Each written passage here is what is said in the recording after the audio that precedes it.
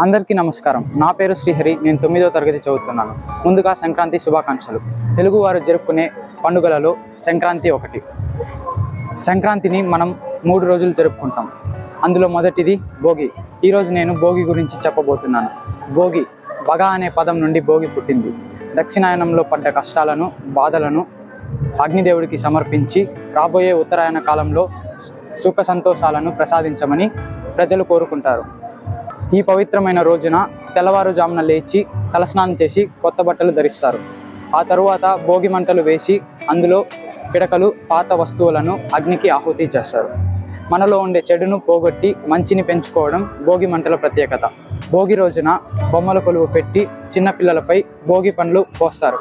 ఇలా చేయడం వలన పిల్లలు జ్ఞానవంతులుగా అవుతారని మన సంస్కృతి. పురాణాల ప్రకారం బదిరవనంలో శ్రీహరిని పసిబాలుడిగా మార్చి దేవతలందరూ భోగి పండ్లతో అభిషేకం చేస్తారు.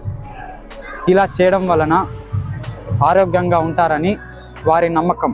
ధన్యవాదాలు.